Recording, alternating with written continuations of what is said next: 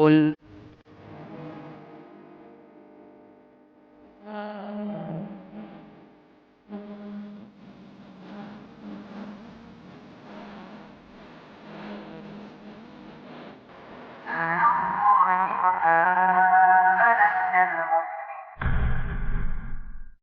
Alhamdulillahilladzi hadana li hadza wa ma kunna linahtadiya laula an hadanallah laqad ja'at rusulu rabbina bil haqq wa nudu an tilkumul jannah uristumuha bima kuntum ta'malun wa asyhadu an la ilaha illallah wahdahu la syarika la wa asyhadu anna muhammadan abduhu wa rasuluh Allahumma salli wa sallim ala Muhammadin wa ala alihi wa ashabihi wa man tabi'ahum bi ihsanin ila yaumiddin. Usikum bi taqwallahi azza wa jalla kama qala ta'ala ya ayyuhan nasu taqu rabbakumul ladzi khalaqakum min nafsin wahidah wa khalaqa minha zawjaha wa batsa minhuma rijalan katsiran wa nisaa'a wattaqullaha alladzi tasaaluna bihi wal arham innallaha kana 'alaikum raqiba. Allahumma alimna ma yanfa'una wanfa'na bima 'allamtana wa zidna ilma wa arinal haqqo haqqan warzuqna ittiba'ah wa arinal batila batila warzuqna ijtinabah. Amma ba'du. Ma'asyiral muslimin rahimani wa rahimakumullah. Segala puji bagi Allah Rabb semesta alam yang merintahkan kita untuk terus bertakwa kepadanya. Pada hari Jumat penuh berkah ini juga kita diperintahkan bersalawat kepada Nabi besar kita, Nabi agung, Nabi yang mulia, Nabi Muhammad sallallahu alaihi wasallam. Siapa yang bersalawat kepada beliau sekali, maka Allah akan membalas salawatnya sebanyak 10 kali. Masyiral muslimin rahimani wa rahimakumullah. Di berbagai media kita melihat berbagai macam berita tentang virus yang saat ini menyebar dari Wuhan, Cina, yaitu virus corona. Kita akan mempelajari pada kesempatan Jumat ini tentang virus tersebut dan bagaimana seorang muslim menyikapi tentang penyakit berbahaya yang menyebar saat ini. Adapun virus tersebut adalah kelompok virus yang umumnya menjangkiti hewan. Hanya dalam kasus yang jarang terjadi dapat ditularkan pada hewan ke manusia. Seperti yang terjadi di Wuhan, Cina, dikarenakan di antara sebabnya hobi mereka makan binatang-binatang buas seperti kelelawar dan lainnya. Padahal kalau dalam ajaran agama Islam, codot atau kelelawar ini haram untuk dimakan. Begitu juga hewan-hewan buas yang lainnya. Virus ini dapat membuat orang itu sakit pneumonia atau gangguan pada paru-paru. Penyakit ini berbeda dengan jenis pneumonia biasa karena jenis virus ini yang berbeda pula. Bagian tubuh yang terserang biasanya ini saluran pernapasan. Pernapasan atas ringan hingga sedang mirip seperti flu. Kemudian gejala-gejala yang muncul meliputi pilek, batuk, sakit tenggorokan, sakit kepala dan demam. Untuk demam yang membedakannya dengan gejala penyakit lainnya, waktu serangan atau inkubasinya lebih lama, bisa sampai 14 hari. Dan dari Lembaga Kesehatan Dunia WHO menyatakan virus dapat menyebar dari kontak manusia dengan hewan atau antara manusia dengan manusia. Hingga saat ini diketahui hewan apa yang menyebarkan virus tersebut belum diketahui. Dugaan sementara dari kelelawar atau dari ular. Maka orang muslim memang sudah diingatkan hati-hati ya bergaul dengan hewan-hewan semacam ini, termasuk juga untuk memakannya. Bagi yang punya kebiasaan mudah-mudahan bisa berhenti untuk menyantap ular atau menyantap kelelawar seperti ini. Ular ini tidak boleh disantap, begitu juga kelelawar atau codot juga nggak boleh. Kemudian nasihat yang bisa kita ambil dari peristiwa ini, dan ini juga disampaikan oleh Syekh Abdul Razak Al-Badar, guru besar di Universitas Islam Madinah dan pengajar di Masjid Nabawi. Yang pertama, bertakwalah kepada Allah. Karena dengan bertakwa musibah itu akan terangkat. Dan kita yakini ini semua adalah dengan takdir Allah. Ma asaba min musibatin illa bi iznillah. Wa may yu'min billahi yahdi qalbah. Wallahu bikulli syai'in alim. Tidaklah musibah itu menimpa kalian kecuali dengan izin Allah. Wa may yu'min billah, dan siapa beriman kepada Allah yahdi qalbah Di antara makna wa may yu'min billah, yaitu siapa bertawakal pada Allah, pasrah pada Allah, maka Allah akan memberikan petunjuk pada hatinya. Tenang dia hadapi musibah-musibah yang ada. Wallahu bikulli syai'in alim. Dan Allah terhadap sesuatu Maha mengetahui. Alim di sini Maha mengetahui apapun yang nampak maupun yang tersembunyi. Juga Allah tahu ketika takdirkan sesuatu, Allah tahu mana yang terbaik untuk manusia. Maka setiap musibah-musibah yang ada pasti ada hikmah di dalamnya. Juga hadis dari Ibnu Abbas radhiyallahu anhu, Nabi sallallahu alaihi wasallam itu berkata, "Wa alam annal ummata law ijtama'at ala an yanfa'uka bi syai'in lam yanfa'uka illa bi syai'in qad katabahu Allahu lak, wa in ijtama'u ala an yadurruka bi syai'in lam yadurruka illa bi syai'in qad katabahu Allahu 'alaik, rufi'atil aqlam wa jaffatis suhuf." Ketahuilah, apabila semua umat berkumpul untuk mendatangkan manfaat kepadamu dengan sesuatu, maka mereka tidak bisa memberikan manfaat kepadamu kecuali dengan sesuatu yang telah Allah tetapkan. Jadi kalau Allah tidak takdirkan, kita nggak akan dapat. Berarti kalau penyakit ini tidak akan menimpa kita, kita tidak akan kena. Sebaliknya, seandainya orang-orang pun berkumpul untuk memberimu bahaya, kita dapat sakit atau kita dicelakai gitu, maka mereka tidak akan membahayakanmu kecuali dengan sesuatu yang telah Allah tetapkan bagimu. Rufiatil aqlam, pena-pena telah diangkat, wa jaffatis suhub, dan catatan takdir telah kering. Semua sudah dicatat berarti. Bahkan semua takdir ketetapan ini yang terjadi sampai saat ini sudah dicatat 50.000 tahun sebelum penciptaan langit dan bumi. Kataballahu maqadirul khalaik qabla ay yakhluqas samawati wal arda bi khamsina alfasana. Allah telah menciptakan takdir setiap makhluk 50.000 tahun sebelum penciptaan langit dan bumi. Juga dalam hadis yang lainnya tentang penciptaan, inna awwala ma khalaqallahu al-qalam. Sesungguhnya awal yang Allah ciptakan itu adalah al-qalam, yaitu pena. Itu setelah arsy, air dan angin. Faqala uktub, maka Allah katakan, uktub, tulislah wahai pena. Faqal, maka ma'aktubu, pena katakan, apa yang aku tulis? Qal, kemudian Allah berfirman, uktubil qadara makana wa ma huwa kainun ilal abad. Tulislah takdir setiap kejadian dan yang terjadi selamanya sampai hari kiamat. Maka semua juga sudah masuk dalam catatan takdir. Tinggal kita tawakal, pasrah, menerima setiap takdir Allah Subhanahu wa taala. Kemudian yang kedua, menyikapi isu penyakit berat seperti ini, penyakit menular seperti ini dengan kita menjaga aturan Allah. Jaga ibadah, jaga sholat berjamaah, memperhatikan kewajiban-kewajiban dan menjauhi setiap larangan Allah. Karena Nabi Shallallahu Alaihi Wasallam katakan, ihfazillah yahfazka, jagalah Allah niscaya Allah akan menjagamu. Yang ketiga, ingatlah keadaan seorang mukmin, pokoknya antara bersyukur dan bersabar. Berarti entah dia dapat nikmat atau entah dia dapat musibah. Sebagaimana kata Nabi Shallallahu Alaihi Wasallam dalam hadis Suhaib, ajaban li amril mu'min, inna amrahu kullahu khairun, wa laysa dzaka li ahadin illa lil mu'min. Semua urusan mukmin itu menakjubkan. Seluruh urusannya itu baik. Dan itu hanya didapati untuk seorang mukmin saja, orang yang beriman. In asabathu sarra'u, jika dia dapatkan nikmat, kesenangan, syakara, maka dia betul bersyukur, fakana khairan lahu, maka itu baik baginya. Wa in asabathu dharra sabara fakana khairan lahu, namun jika dia itu dapat musibah maka dia itu bersabar, maka itu baik baginya pula. Maka keadaan kita seperti itu. Sehari-hari entah dapat nikmat atau entah dapat musibah. Gak keseharian dapat nikmat terus, tentu ada ujian. Tidak dapat ujian terus, juga tentu ada nikmat-nikmat. Maka kalau kaitannya dengan penyakit, tidak setiap hari kita dikasih sakit, tidak setiap hari kita dikasih virus, tidak setiap hari Allah timpakan musibah-musibah secara umum, tidak. Ada masa senangnya, ada masa susahnya. Kemudian yang keempat, kita lakukan ikhtiar dan sebab, usaha untuk bisa selamat dari virus berbahaya tadi. Karena Nabi SAW perintahkan demikian, dan ini bagian dari tawakal, tidak bertentangan dengan tawakal. Bahkan kita itu disebut tawakal kalau ada ikhtiar, usaha, dan pasrah kepada Allah.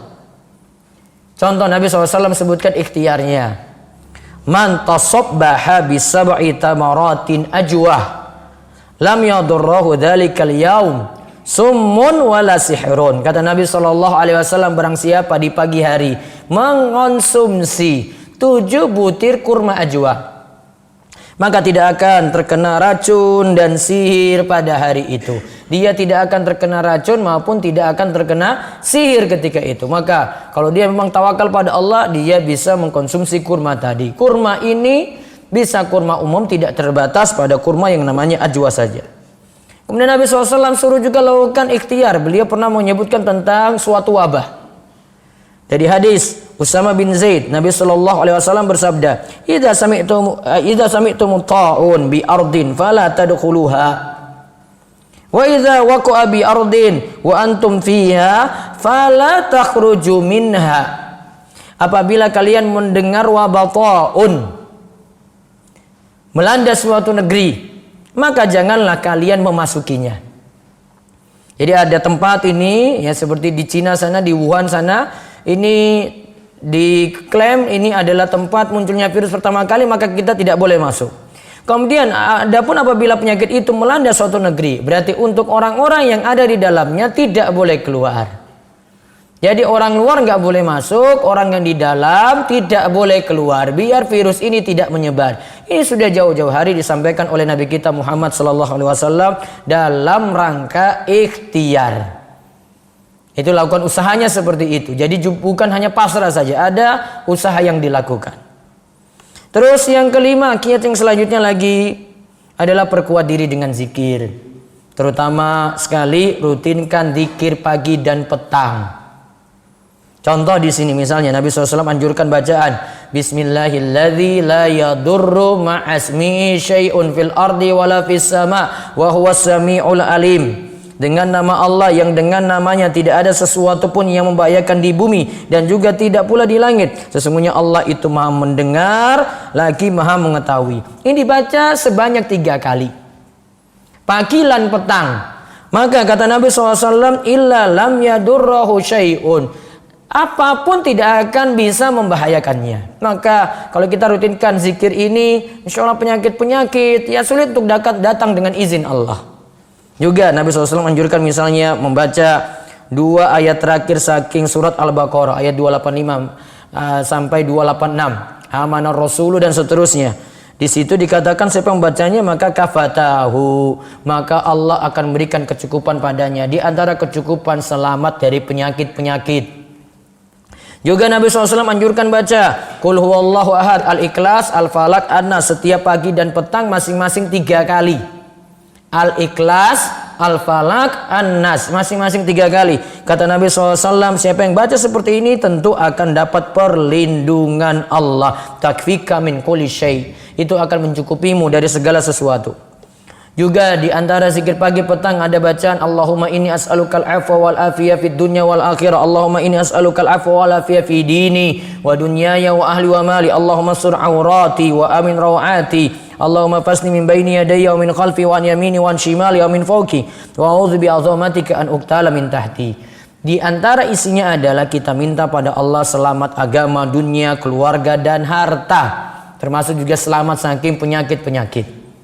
Maka rutinkan zikir pagi dan petang seperti tadi. Terus menyikapinya lagi adalah seorang muslim jangan percaya berita-berita hoax, berita-berita bohong, dan pintar-pintar menyaring berita. Apalagi sekarang sudah ada media sosial, sudah ada WhatsApp. Apa-apa berita saja dipercayai, masuk sedikit percaya. Contoh di sini berita-berita hoax di media sosial. Karena tadi diklaim itu dari kelelawar, ya maka ada kurma itu biasa dimakan kelelawar, ya maka kurma ini harus dicuci terlebih dahulu. Ini anjuran yang tidak tepat, info tidak benar. Contoh lagi, virus corona bisa disembuhkan dengan bawang putih. Yang jelas sampai saat ini virus corona belum ditemukan obatnya. Yang ketiga, ini kaitannya dengan HP, karena ada HP dari Cina, Xiaomi itu dari Cina, maka dianggap kalau ada yang pakai HP ini atau beli HP ini maka akan terserang virus corona juga. Ini juga isu yang tidak benar karena virus corona tidak dapat menempel pada benda mati. Ya, maka harus seleksi dalam menerima berita. Ya ayyuhalladzina amanu in ja'akum fasiqun binaba'in fatabayyanu an tusibu qauman bijahalatin fatusbihu ala ma fa'altum nadimin. Allah ingatkan, wahai orang beriman, jika datang kepada kalian orang fasik, itu kan berita tidak tahu itu orang dari yang benar atau tidak. Maka fatabayyanu, cross check dulu, dicek dulu. Karena agar kamu tidak menimpakan suatu musibah kepada orang lain. Nah, kamu kan buat berita nggak benar, orang jadi penuh khawatir, pakai HP, makan kurma dan seterusnya. Ya, maka cek dulu. Fatusbihu ala ma fa'altum nadimin. Akhirnya nantinya jadi menyesal saja karena sudah menyebar berita hoax, berita yang tidak benar. Yang terakhir, kalau seandainya kita pun tertimpa, maka banyak-banyak bersabar. Karena Allah katakan, la nabluwannakum bisyai'in minal khaufi wal ju'i wa naqsim minal amwali wal anfusi wasamarati wa basyiris sabirin. Dan sungguh akan kami berikan cobaan kepadamu dengan sedikit ketakutan, kekhawatiran, terus ditimpakan kelaparan, kekurangan harta, juga pada jiwa dan buah-buahan. Maka berikanlah berita gembira kepada orang-orang yang mau bersabar. Alladzina idza asabathum musibatun qalu, yaitu ketika mereka ditimpa musibah, mereka itu membaca inna lillahi wa inna ilaihi rajiun. Segala sesuatu milik Allah dan nantinya akan kembali kepada Allah. Ulaika alaihim shalawatum mir rabbihim. Itulah orang-orang yang mendapatkan rahmat dari Allah. Wa ulaika humul muhtadun. Merekalah orang-orang yang mendapatkan petunjuk. Maka kalau ada yang dapat penyakit apapun ini, bukan hanya virus corona, ada penyakit-penyakit yang lainnya, penyakit ringan maupun penyakit berat, tugasnya bersabar.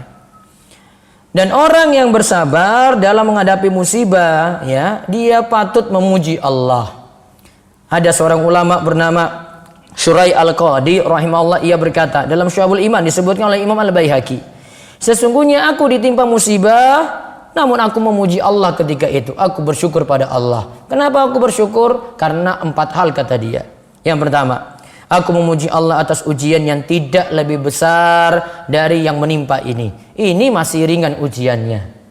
Yang kedua, aku memuji Allah tatkala memerintahkanku untuk sabar. Saya sabar saat ini.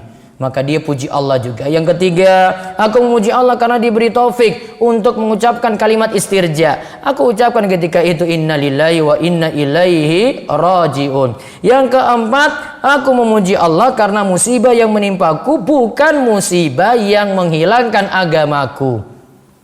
Jadi bukan musibah yang menghilangkan agamaku, bukan membuat ibadahku jadi kurang, bukan. Namun musibah ini cuma musibah dunia semata. Maka kesimpulannya dengan perkataan Syurai Al-Qadi tadi, musibah dunia masih lebih ringan daripada musibah agama.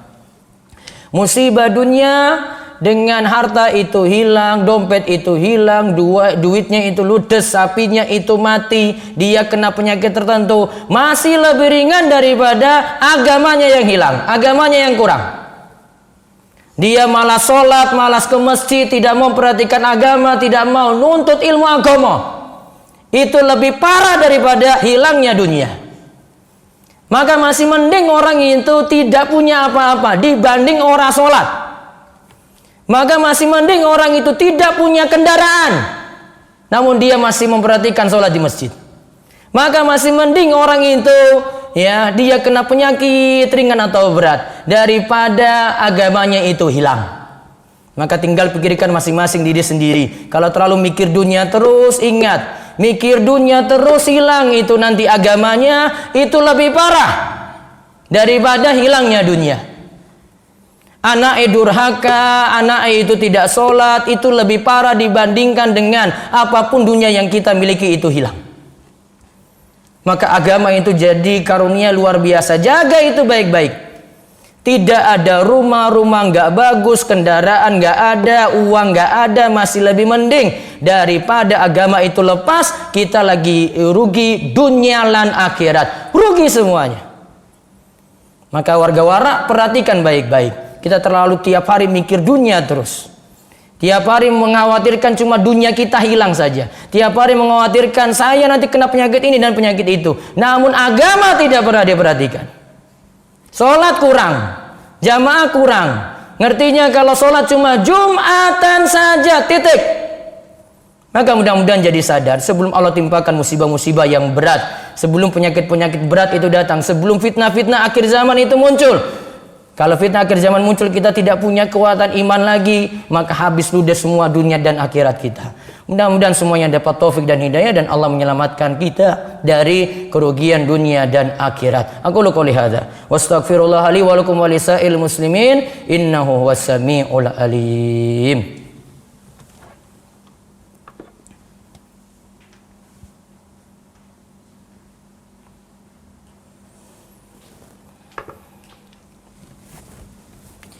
Ahmadullah rabbi wa ashkuruhu wa asyhadu an la ilaha illallah wahdahu la syarika lahu wa asyhadu anna Muhammadan abduhu wa rasuluhu. Allahumma shalli ala nabiyyina Muhammadin wa ala alihi wa man tabi'ahum bi ihsanin ila yaumiddin, amma ba'du.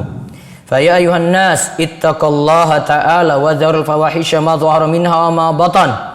وحافظوا على الطاعة وحضور الجمعة والجماعة واعلموا أن الله أمركم بأمر بدأ فيه بنفسه وسنى بملائكة قدسه قال تعالى ولم يزل قائلا عليما إن الله ملائكته يصلون على النبي يا أيها الذين آمنوا صلوا عليه وسلموا تسليما اللهم صل على محمد وعلى آل محمد كما صليت على إبراهيم وعلى آل إبراهيم إنك حميد مجيد اللهم بارك على محمد وعلى آل محمد كما باركت على إبراهيم وعلى آل إبراهيم إنك حميد مجيد اللهم اغفر للمسلمين والمسلمات اللهم اغفر للمسلمين والمسلمات والمؤمنين والمؤمنات الأحياء منهم والأموات إنك سميع قريب مجيب دعوة اللهم ألف بين قلوبنا وأصلح ذات بيننا ودين سبل السلام ونجينا من الظلمات إلى النور وجنبنا الفواحش ما ظهر منها وما بطن وبارك لنا في أسمائنا وأبصارنا وقلوبنا وأزواجنا وذريتنا وتب علينا إنك أنت التواب الرحيم وجعلنا شاكرين لنعمك مسنين بها عليك قابلين لها واتمها علينا ربنا هب لنا من أزواجنا وذريتنا قرة أعين وجعلنا للمتقين إماما اللهم إنا نسألك الهدى والتقى والعفاف والغنى اللهم إنا نعوذ بك من زوال نعمتك وتحول آفيتك وفجاءة نقمتك وجميع سخطك ربنا آتنا في الدنيا حسنة وفي الآخرة حسنة وقنا عذاب النار وصلى الله على نبينا محمد وعلى آله وصحبه ومن تبعهم بإحسان إلى يوم الدين وآخر دعوانا أن الحمد لله رب العالمين أقيموا الصلاة.